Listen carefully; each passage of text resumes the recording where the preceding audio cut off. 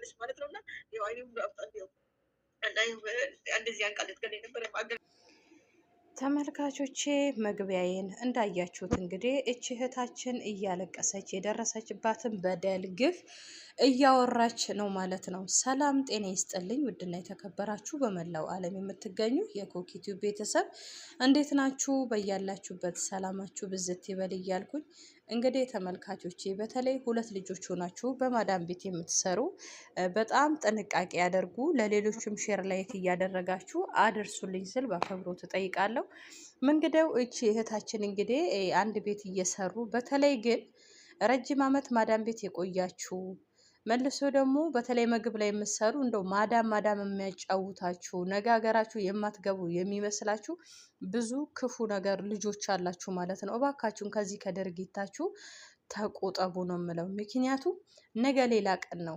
ማንም ሳያቅ የሚቀር የለም፣ ያልፋል። እቺ ልጅ እንግዲህ ማዳም ደርሳ ባታድናት እጅግ ከባድ ነገር ነበር የሚፈጠረው ማለት ነው።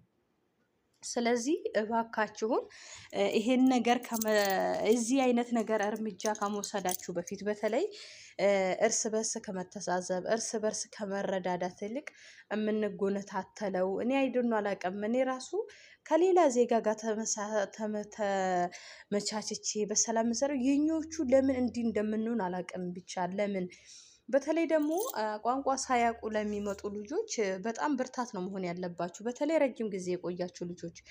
ምክንያቱም ነገም እነሱ ይሄንን ነገር ሁሉንም ነገር አውቀው እንደሚያልፍ እርግጠኛ ሁኑ። እናንተ ማልፍ ቀን የለም በዚች ምድር ላይ ማለት ነው።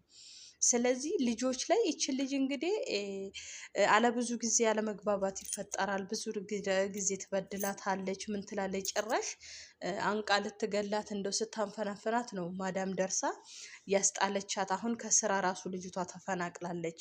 ለምንድን ነው እንደዚህ የሚሆነው? ምንስ ታገኛለች? ስለዚህ ምግብ ከሆነም የእናንተ አይደለም፣ ገንዘብ አታወጡበት። አንዱ ለፍቶ ደክሞ አምጥቶ እናንተ ሰርታችሁ ለምታቀርቡ ከፈለጋችሁ ሰርታችሁ፣ ካልሆነ ግን ሰርተው እንደፈለጋቸው እንዲበሉ እነኛ ፍቀዱላቸው። የእውነት ነው የምላችሁ። እንዲህ ያለ የወረደ ነገር በተለይ በሰው ልጅ ላይ ግፍ የምትሰሩ ልጆች ተዉ። መቼም ስንዴ ዘርታችሁ እንክርዳድ አትጠብቁምና ሁልሽም የዘራሽውን ታጭጃታለሽ። ስለዚህ እኔ ብዙ ጊዜ ያለው ብዙ ልጆች ሁለት ሆነው የሚሰሩ ከጀርባ አንዱ ላይ ጉድጓድ የሚቆፍረው ነገር አርቃት ትቆፍር የሚገባበት አይታወቅም እና አይደለም የሚባለው። እና እንደዚህ አይነት ልጆች የምታረጉ ካልሆነ እኔ ሁለት ሆናችሁ የምሰሩ ልጆች ልላችሁ የምችለው አለመግባባት ብዙ ጊዜ ሲፈጠር በጣም ጥንቃቄ ያደርጉ። ምክንያቱም ለህይወታችሁ አደጋ ነው። ከዚህ በፊት የሞተ ልጅ አለ። ቪዲዮም በተደጋጋሚ ሰርቼላችኋለሁ። ስቲል ተናንቀው እየተደባደቡ ቪዲዮ አረቡ ቀርጿቸው ቲክቶክ ላይ ለቆ ነበረ። ከዚህ በፊት ሰርቼ የላችኋለሁ በተደጋጋሚ። ነገር ግን ይሄ ችግር በተደጋጋሚ እየተፈጠረ ነው። ስለዚህ እናንተ በዚህ ሰዓት ማድረግ ያለባችሁ መረጃ ይዛችሁ ያ ሰው ለጥሩ ምግባር እንደሌለው እናንተ ሊጎዳ እንደሚያስብ ከሆነ እናንተ በትኩረት ራሳችሁ መጠበቅ አለባችሁ። ራሳችሁ ማዳን ያለባችሁ ራሳችሁ ናችሁ በምትችሉት ማለት ነው። ስለዚህ እች ልጅ አሁን እንግዲህ እንደምትለው ማዳን ባደርስልኝ ኖሮ ገላይ ነበረ። ፊቷ ሁሉ ነገር ቡጭርጭር ብሏል እንደምታዩት እና እጅግ በጣም ያሳዝናል። ጭካኔ፣ የጭካኔ ጥግ። ለምን ምን አደረገቻችሁ? ሰርታ የድሏን ነው የምታገኘው። ከኪሳችሁ ወጥቶ የሚከፈል ነገር የለ። አንዱ ለሚከፍል እኔ አንዱ ለምን እንደሚቃጠል አላውቅም። ምክንያቱም እኔ ብዙ ልጆች አይቻለሁ ከዚህ በፊትም እኔ ጋም እዚህ መጥተቃሉና ስቲል በደሞ ስበልጧቸው ራሱ ደስ አይላቸውም። በቃ የሚሰጠው ሌላ ነው፣ የሚፍጨረጨረው እና የሚቃጠለው ሌላ ነው። ዋሪው ለምን እንዴ? ነውር ነው፣ በእውነት ነውር ነው።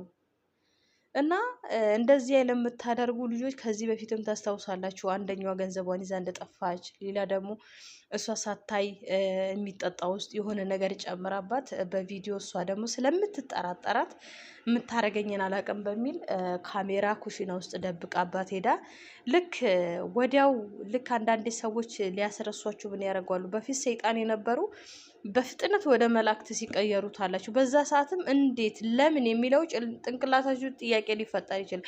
እቺ አንደኛዋ ምን አረገች? ዘውትር ይጣላሉ። ስለዚህ ዛሬማ አሰራላታለሁ አሳብዳታለሁ ትልና የሚጠጣ ጁስ ውስጥ መድኃኒት ታደርገ። እችኛዋም ብልጥ ናትና እቺ ልጅ ስለምጠራጠራትልና ካሜራ እዛው ኩሽና ውስጥ ድብቅ አድርጋ ትወጣለች። በሚገርም ሁኔታ እየፈራችሁ አልቀረላትም። ከጁስ ውስጥ በእንትን ጠብ አድርጋ ስታማስለው እየተደረሰባት ማለት ነው። ምክንያቱም በስደት ልታሳብዳት ልትገላት። ስለዚህ እንዲህ ያለ ልጆች የምታረጉ ከምግባራችሁ ከስራችሁ እኔ ሌላ ምንም አለም ተቆጠቡ፣ አይጠቅማችሁምና ተቆጠቡ።